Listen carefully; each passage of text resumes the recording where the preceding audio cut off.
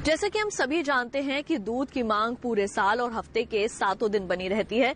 हमारे कई किसान भाई बहन ऐसे हैं जो कि आज के समय में दुग्ध उत्पादन करके अच्छा पैसा भी कमा रहे हैं, और अगर आप इसका व्यवसाय आसपास ही कर रहे हैं तो बाजार में इसकी बिकवाली करने में किसी तरह की कोई दिक्कत भी नहीं आती।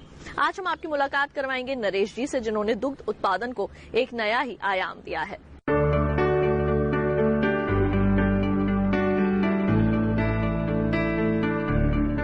अगर कोई शख्स अच्छी खासी पढ़ाई करे, यूनिवर्सिटी से प्रिंटिंग में डिप्लोमा हासिल करे और फिर गाय पालने लगे तो कैसा लगेगा?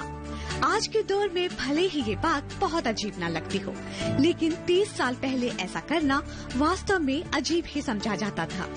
नरेश कुमार ने ये अजीब काम किया। उनका गांव तारावड़ी है, जो हरियाणा के करनाल जिले में आता है। इन्होंने इलाहाबाद विश्वविद्यालय से प्रिंटिंग में डिप्लोमा हासिल किया। नौकरी नहीं मिली तो पशुपालन का फैसला कर डाला। शुरुआत 10 गायों से की। पढ़े लिखे थे, इसीलिए कोई भी काम सही तरीके से करना चाहते थे।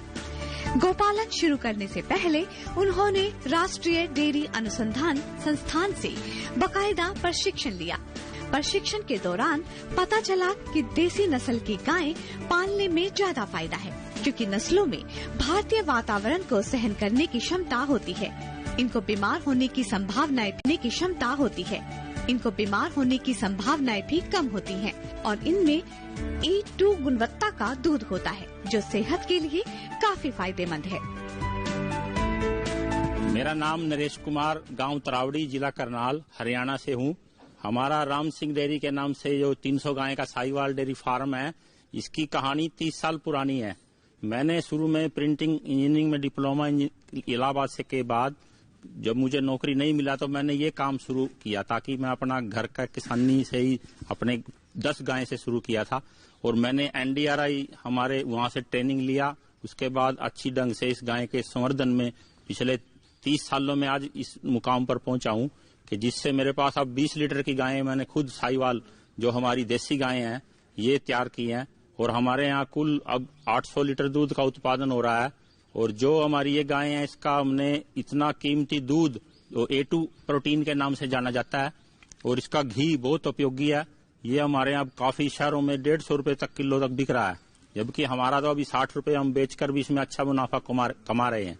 ये गायें कम खर्चे पर कम बीमारी होने के कारण किसानों के लिए बहुत लाभकारी सिद्ध हुई है। और हमारी सरकार भी इस पे अब काफी अनुदान, काफी प्रोत्साहन दे रही है किसानों को। हमने दूसरी गायें भी रखी थी जो क्रॉस ब्रीड है, उसमें खर्चा ज्यादा है, बीमारियां भी ज्यादा हैं, और उसका दूध A1 मिल्क है, जो कि स्वास्थ्य के लिए लाभकारी नहीं है।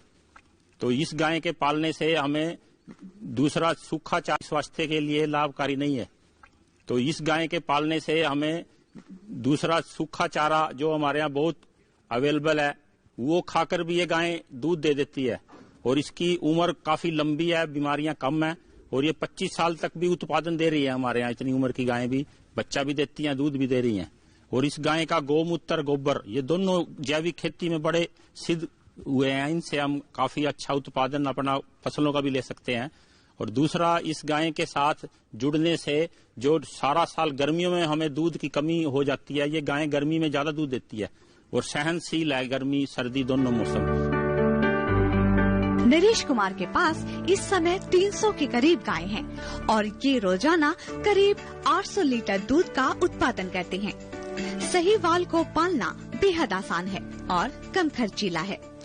ये सूखा चारा भी आराम से खा लेती हैं, बल्कि धान की पराली को गेहूं के भूसे में मिलाकर इन्हें दिया जा सकता है, क्योंकि इनमें स्थानीय वातावरण को सहन करने की क्षमता होती है।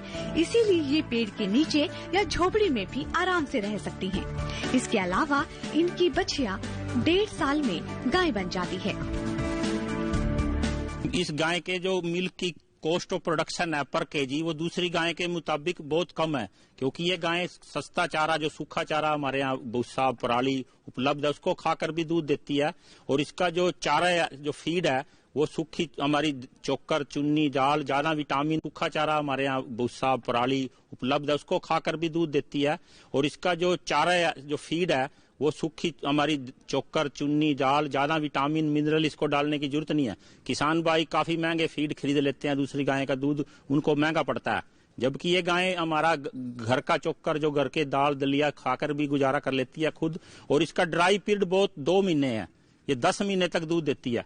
कई गाय के लोग बोलते हैं विदेशी गाय थोड़े दिन दूध देती है, साहिवाल गायें 10 महीने लगातार दूध देने के बाद भी 2 महीने हमें दूध के लिए ड्राई रखनी पड़ती है, और हर साल ये बच्चा देती है, और इसके बछड़ियां 1.5 साल में तैयार हो जाती हैं, जो किसानों के लिए बहुत लोकप्रिय है।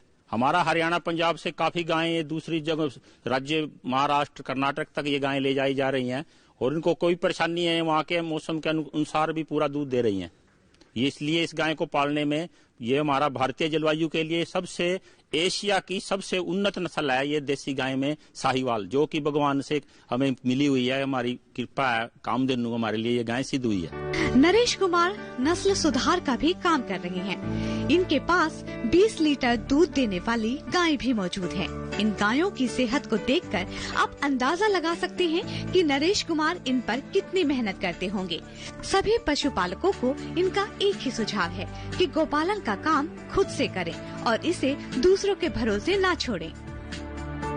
इस गाय का प्रमुख लाभ ये है कि इसको ज्यादा बड़े शेड व्यवस्था की या जो किसान भाई खर्च कर देते हैं, इस गाय का प्रमुख लाभ ये है कि इसको ज्यादा बड़े शेड व्यवस्था की या जो किसान भाई खर्च कर देते हैं डेयरी के लिए, बड़ा ऋण लेके लोन लेकर जो करते हैं, 10 गाय के अगर एक किसान इस गाय को पाले तो वो छोटे लेवल पर ज्यादा बड़ा उसको खर्चा करने की जरूरत नहीं है। बिना मशीनरी के कोई मिल्किंग मशीन ज्यादा अडोप्ट नहीं करना हाईटेक डेयरी का लिए जो लोग बड़े बड़े शेड बना लेते हैं। ये पेड़ के नीचे भी एक आराम किसान की झोपड़ी में भी गाय रह लेती, क्योंकि इसको सर्दी गर्मी का ज्यादा कोई रखरखाव का खर्चा नहीं है, नहलाने का, पानी का, गर्मी में पंखे कूलर, इस गाय को कोई जरूरत नहीं है। ये जैसे हमारा उत्तर भारत का सारे दक्षिण भारत में सारे भारतीय मौसम के अनुकूल इस गाय को मौसम सूट करता है। नरेश कुमार की कहानी से एक बात फिर साबित हो गया है कि काम कोई भी छोटा नहीं होता, और ना ही ये कहा जा सकता है कि अमुक काम पढ़े लिखे लोगों के लिए ही है। तो अभी आपने देखा सेगमेंट कृषि स्टार्टअप। आइए कार्यक्रम कृषि दर्शन में